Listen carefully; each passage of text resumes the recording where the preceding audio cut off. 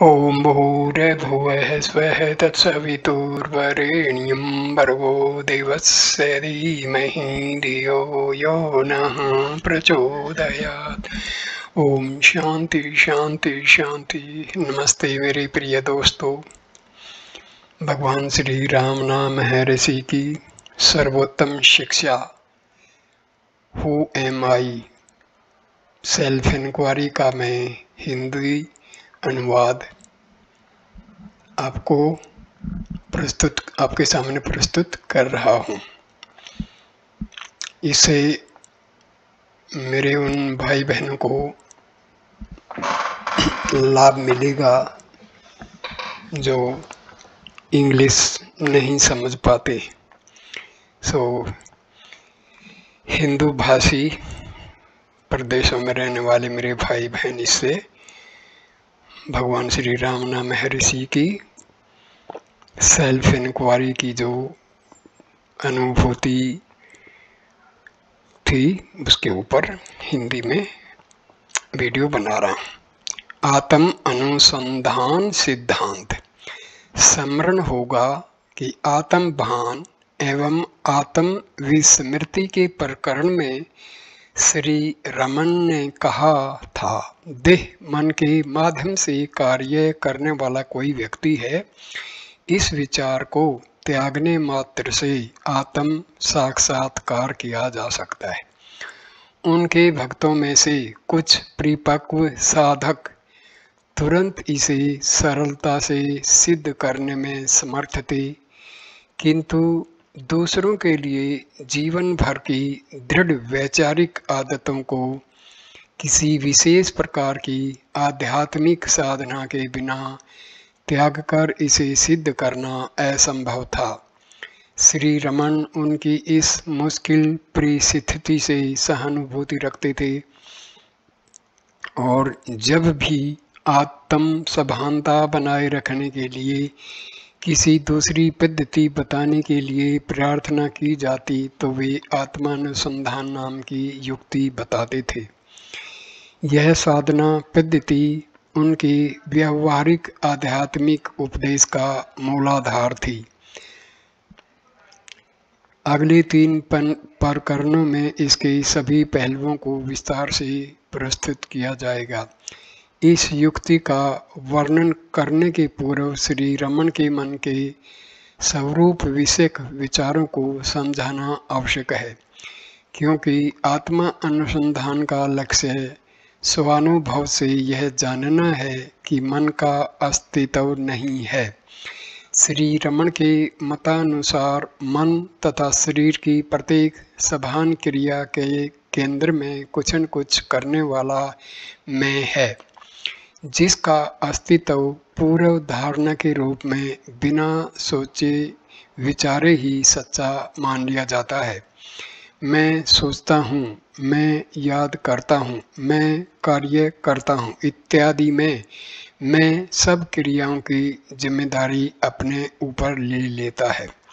श्री रमन इस सामान्य भाव को अहम वृत्ति कहते थे। अहम वृत्ति मीन्स ईगो। अहम वृत्ति का अर्थ मन की निरंतर बदलने वाली मूल वृत्ति होती है।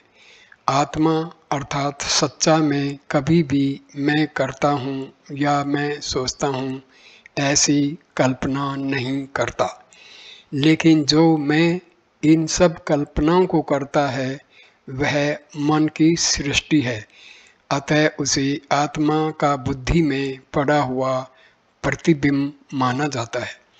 अहम वृत्ति का यह वर्णन कुछ जटिल सा है, इसलिए मैंने सामान्यतया संक्षेप के लिए अहम विचार शब्द का प्रयोग किया है। आई थॉट,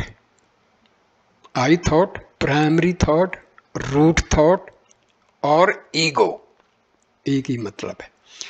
श्री रमन यह मानते थे कि व्यक्तित्व विभिन्न रूपों में स्वयं को प्रकट करने वाला अहम विचार मात्र है। बुद्धि, स्मृति एवं अहम भाव इत्यादि मन के विविध व्यापारों को अलग मानने के बजाय वे उनको अहम विचार के भिन्न भिन्न रूप मानना पसंद करते थे। व्यक्ति तो मन से अलग नहीं है, मन अहम विचार से अलग नहीं है। अतः सच्चे मैं रूपात्मा का ज्ञान होने पर उससे भिन्न व्यक्तित्व का भाव यदि अदृश्य हो जाए तो मन तथा अहम विचार भी अदृश्य हो जाते हैं। इस तथ्य की पुष्टि उनके बार बार किए गए इस विधान से होती है कि आत्म साक्षात्कार के बाद विचारों का विचारक, कर्मों का कर्ता तथा अलग व्यक्ति होने की सभानता वाला जीव नहीं रहता, क्योंकि उनकी यह दृढ़ मान्यता थी कि जिसका सच्चा अस्तित्व है वह आत्मा ही एकमात्र सत्य है। अहम विचार भ्रांति जन्य कल्पना से अधिक कुछ भी नहीं है, अर्थात उसका अपना स्वतंत्र सच्चा अस्तित्व नहीं है। तो फिर वह दिखता क्यों है? इस प्रश्न का उत्तर भी ये कहकर देते थे कि किसी पदार्थ से एक रूप हुए बिना उसका अस्तित्व दिखता नहीं है। जब विचार उत्पन्न होते हैं तो यह अहम विचार उनके स्वामित्व का दावा करता है, जैसे मैं सोचता हूँ, मैं मानता हूँ, मैं काम कर रहा हूँ इत्यादि। लेकिन जिन स्थूल सूक्ष्म पदार्थों से वह एक रूप होता है उनसे भिन्न किसी अलग अहम विचार का अस्तित्व नहीं होता।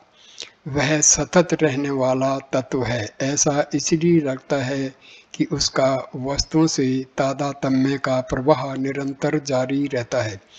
इन सारे तादात्म्यों का मूल इस गलत प्रारंभिक धारणा में ढूंढा जा सकता है कि मैं आकार का अहम विचार शरीर के स्वामी के रूप में या उसमें निवास करने वाले के रूप में शरीर तक मर्यादित है, अथवा शरीर के भौतिक आकार के समान आकार वाला है। मैं शरीर हूँ ऐसा मूल विचार उसके उत्पन्न होने के पश्चात होने वाले सब गलत तादात्म्यों का जन्म स्थान है और इसका विनाश आत्मा अनुसंधान का मुख्य लक्ष्य है। श्री रमन हमेशा कहते कि यह आत्मा को मर्यादित करने वाली तादात्म्यों की पुरानी आदत को, दृष्टा मैं को वह जिन वस्तुओं के विचारों से स्वयं को एक रूप मानता है उनसे अलग करने के प्रयत्न के द्वारा रोकी या बदली जा सकती है, क्योंकि इस व्यक्तिक अहम विचार का अस्तित्व किसी पदार्थ के आश्रय के बिना टिक नहीं सकता। यदि साधक दृष्टा रूप में मैं अथवा मैं हूँ के अनुभव पर इतनी तीव्र एकाग्रता से ध्यान केंद्रित करे कि मैं यह या वह हूँ ऐसे विचार उत्पन्न ही न हों, तो व्यक्तिक में पदार्थों के साथ तादात्म्य नहीं कर सकेगा।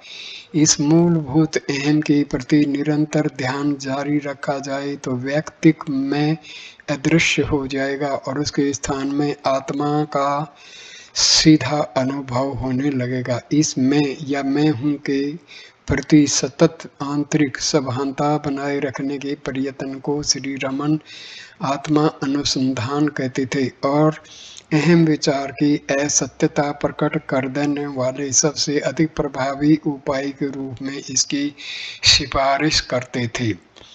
आत्मा अनुसंधान सिद्धांत श्री रमन के शब्दों में यह अहम विचार आत्मा अर्थात हृदय से प्रकट होता है और जब उसकी वस्तुओं के विचारों के साथ तादात्म्य स्थापित करने की पुरानी आदत छूट जाती है तो आत्मा में विलीन हो जाता है। तादात्म्य का मतलब होता है आइडेंटिफिकेशन। इस कारण वे हमेशा अपने उपदेश को अहम विचार के उदय तथा अस्त की प्रक्रिया के साथ जोड़ते थे। वे कहते कि अहम विचार को उसके जन्म स्थान में लीन कर दीजिए या अहम विचार कहाँ से प्रकट होता है इसकी तलाश कीजिए। इन सब विधानों का तात्पर्य समान होता था। भाषा किसी प्रकार की हो, वे अपने भक्तों के अहम विचार की सभानता तब तक बनाए रखने की सलाह देते थे जब तक वह जहाँ से प्रकट हुआ था उसी अपने जन्म स्थान में लुप्त न हो जाए।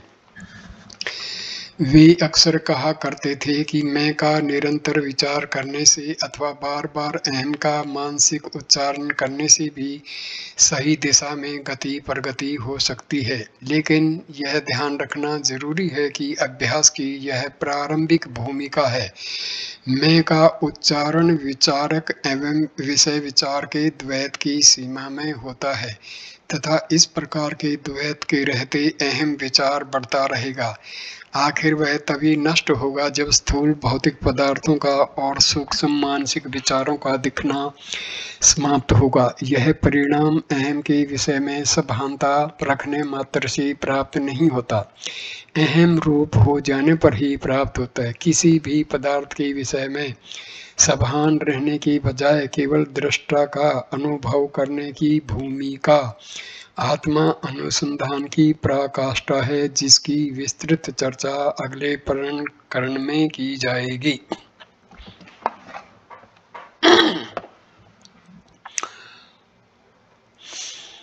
यह महत्वपूर्ण भेद वह तत्व है जो आत्मा अनुसंधान को अन्य सब आध्यात्मिक साधना पद्धतियों से अलग करता है। इससे यह बात भी स्पष्ट हो जाती है कि श्री रमन क्यों दूसरी साधना प्रणालियों को हमेशा बेअसर बताते थे। वे अक्सर यह स्पष्ट करते कि प्रारंभिक ध्यान पूजन में एवं योग के अभ्यास में ध्याता तथा ध्येय की आवश्यकता होती है, जिससे अहम विचार नष्ट होने की बजाय पुष्ट होता है।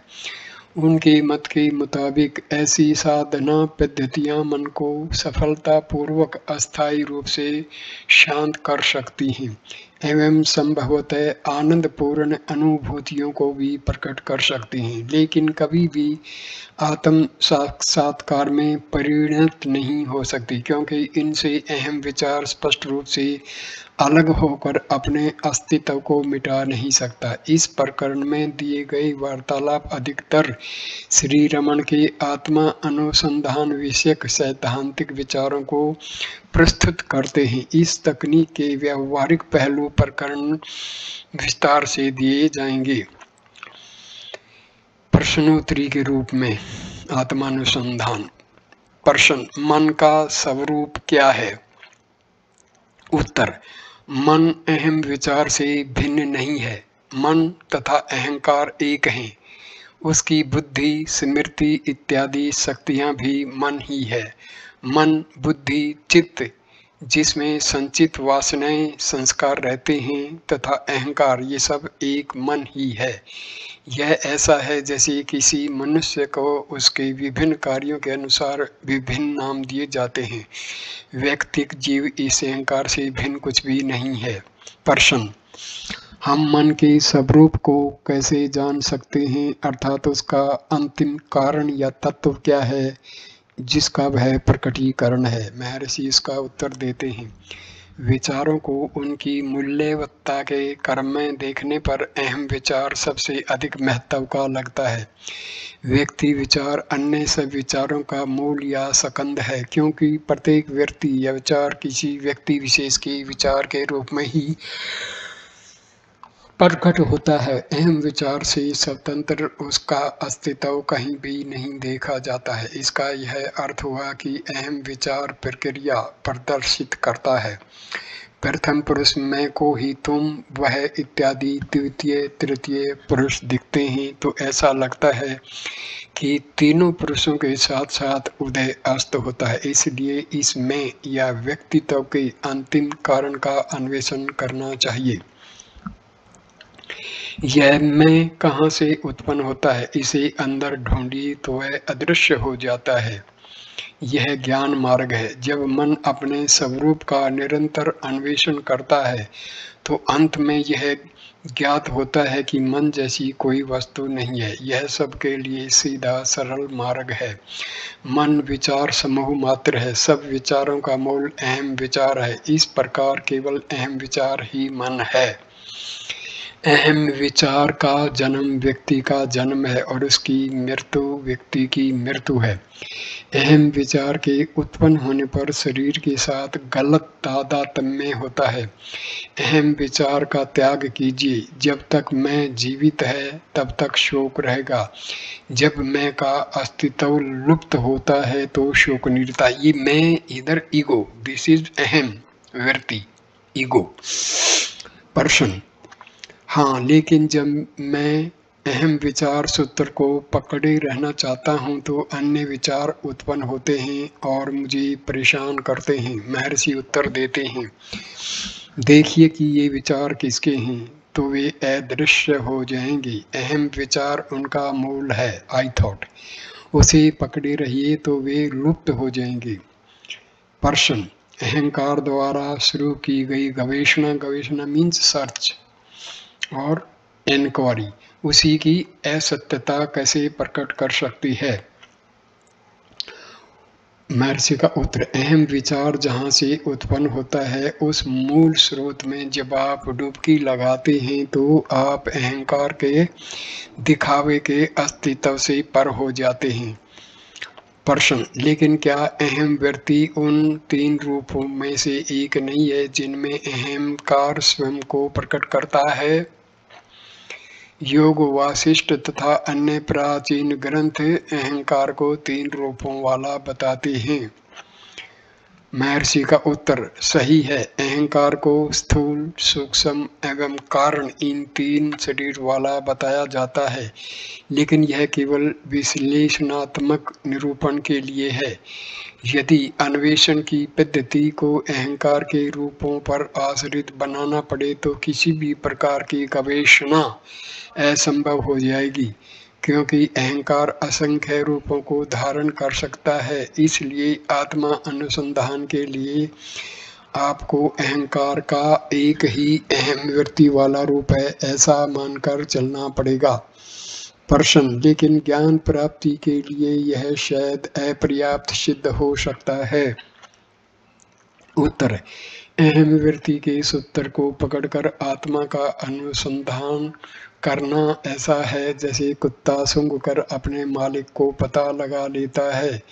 मालिक चाहे अनजाने दूर के स्थान में हो, लेकिन यह कुत्ते के मार्ग में विघ्न नहीं बनता। उस प्राणी के लिए अपने मालिक की गंध ही पर्याप्त संकेत है। उसके वेश की, आकार की, ऊंचाई इत्यादि की जानकारी जरा भी आवश्यक नहीं है। कुत्ता उसे ढूंढते समय उसकी गंध को एकाग्रता से सूत्र की तरह पकड़े रहता है और अंत में उसे पाने में सफल होता है। पर्सन, मन की दूसरी व्यक्तियों को छोड़कर इस अहम व्यक्ति के मूल की तलाश को ही आत्म साक्षात्कार का सीधा मार्ग क्यों माना जाए, यह पर्सन फिर भी अनुत्तर रहता है। उत्तर, यद्यपि मैं या मैं हूँ का भाव दुनिया के व्यवहार में अहम व्यक्ति माना जाता है, लेकिन वस्तुतः यह मन की अन्य व्यक्तियों की तरह साधारण व्यक्ति मात्र नहीं है, क्योंकि परस्पर असंबद्ध अन्य सब व्यक्तियों से भिन्न यह अहम व्यक्ति मन की दूसरी सब व्यक्तियों से तात्विक रूप से संबद्ध है।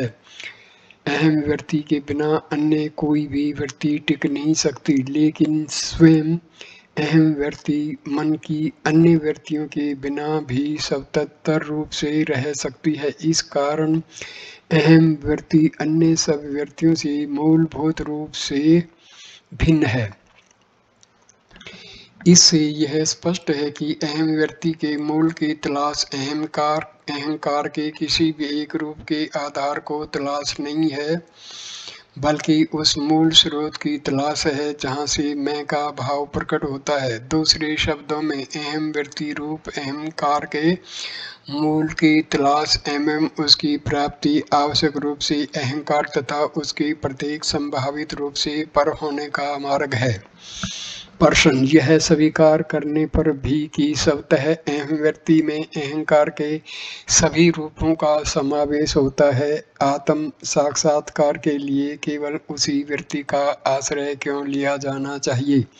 महर्षि इसका उत्तर देते हैं, क्योंकि केवल वही आपके अनुभव का अपरिहार्य सूत्र है और उसके मूल की तलाश करना ही एकमात्र व्यवहार्य मार्ग है जिसका आत्म साक्षात्कार के लिए आप आश्रय ले सकते हैं।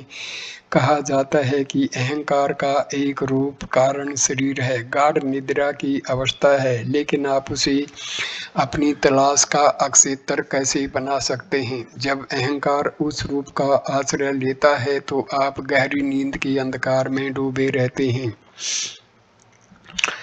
भक्त का प्रश्न, लेकिन क्या अहंकार अपने सूक्ष्म एवं कारण शरीर वाले रूपों में अमूर्त और अत्यंत अग्राह्य नहीं होता, जिसे उसकी जागृत अवस्था में ही की गई तलाश उसे पकड़ पाना असंभव है?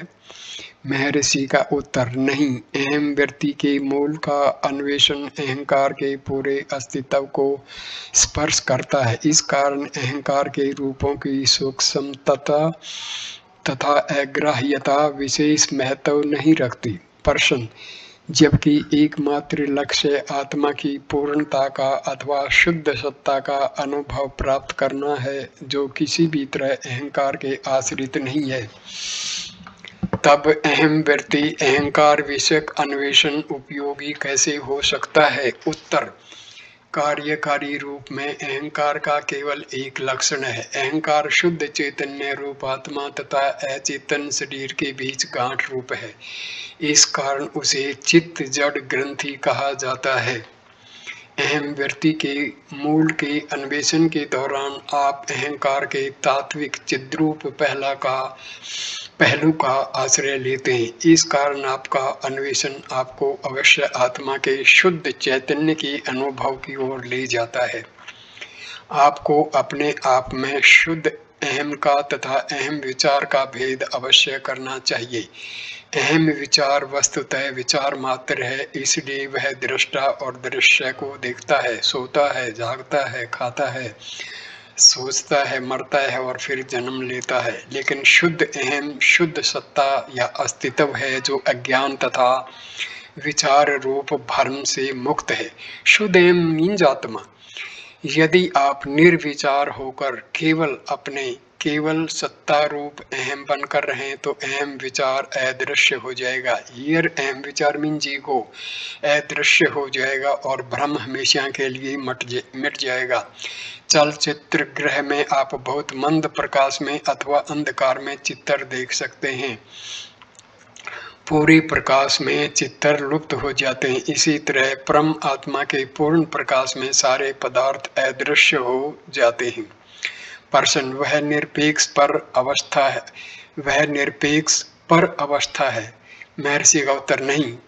किससे पर और किससे द्वारा? केवल आपकी ही सत्ता है। प्रश्न, कहा जाता है कि आत्मा मन से परे है, फिर भी उसका अनुभव मन से ही होता है।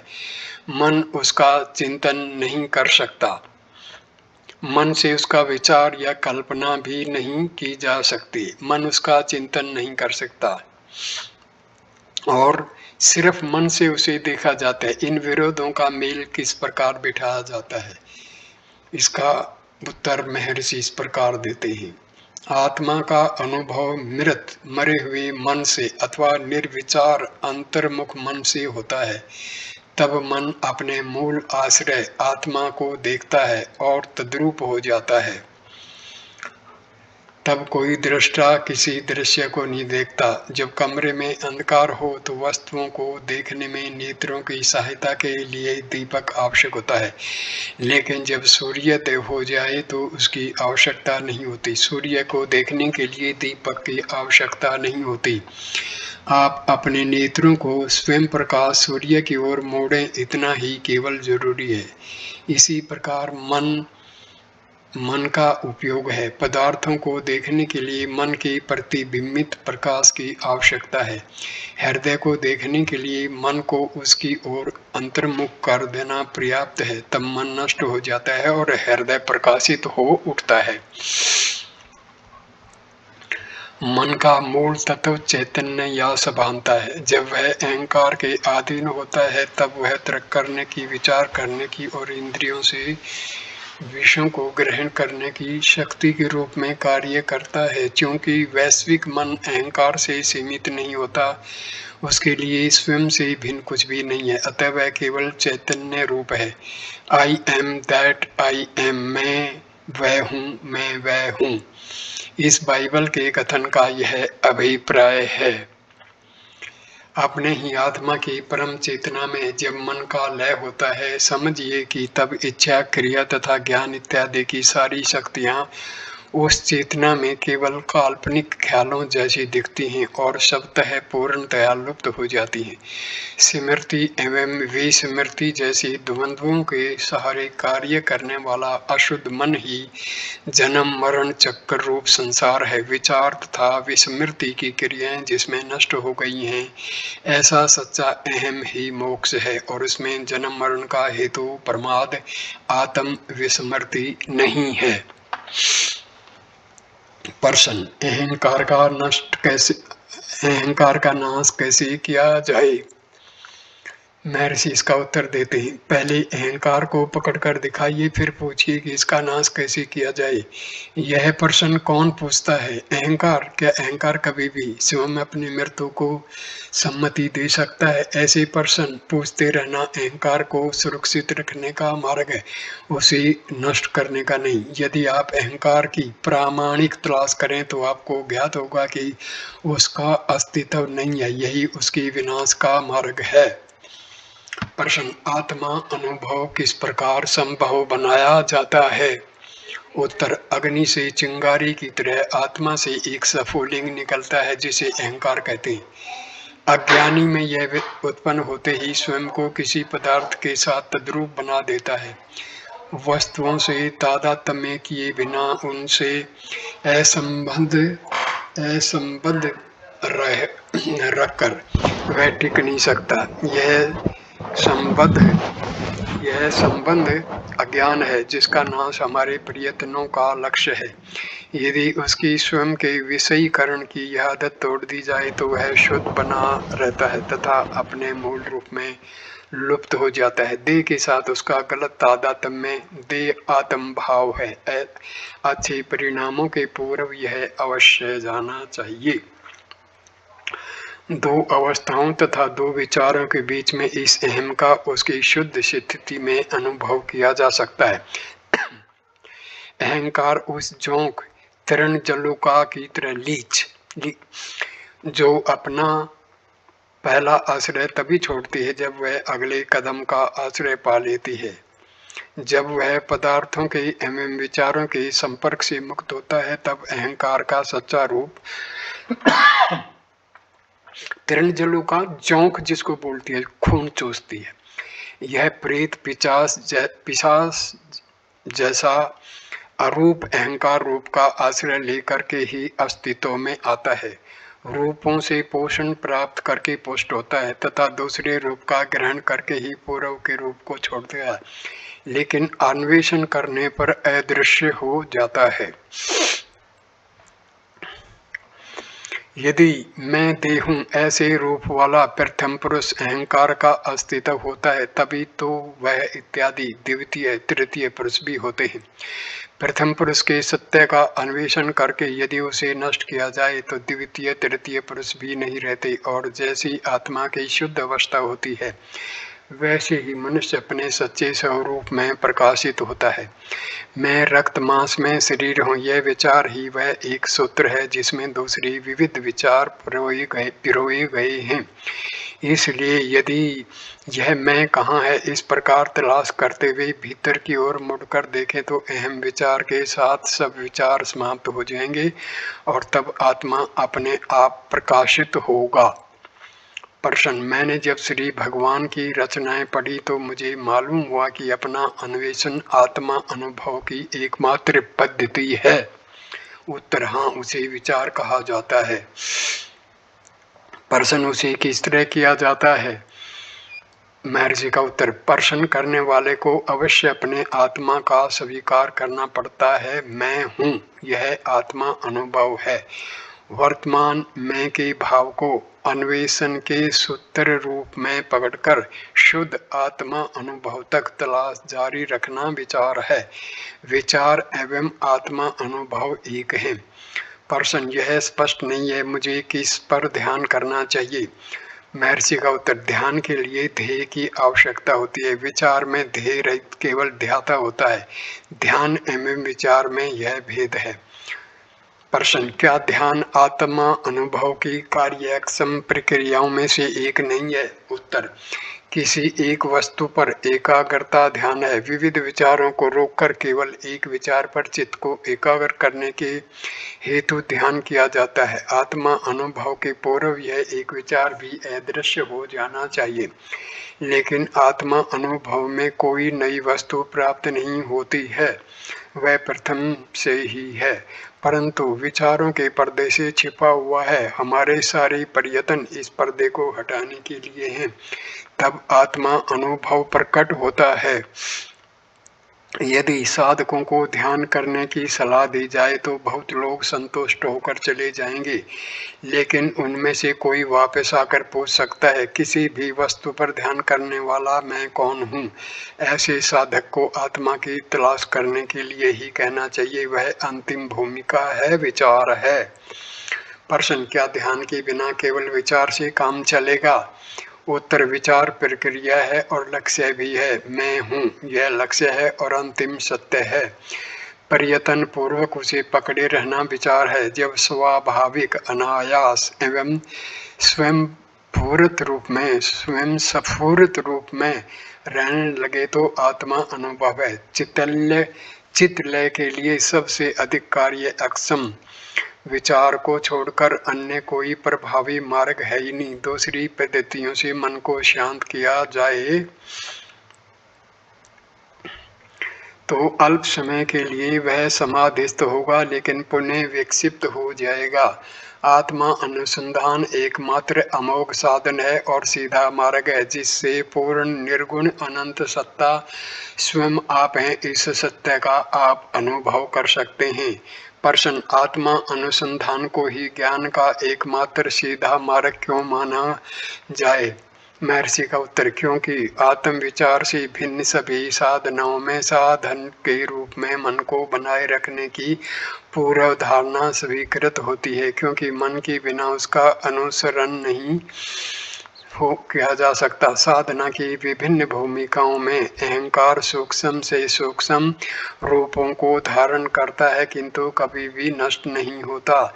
जनक ने जब कहा, अब मैंने उस चोर को जान लिया है जो अब तक मुझे परेशान करता रहा, अब मैं अविलंब उसको नष्ट करने का सीधा उपाय करूंगा, तो वह राजा अहंकार या मन के उद्देश्य से ऐसा कह रहा था।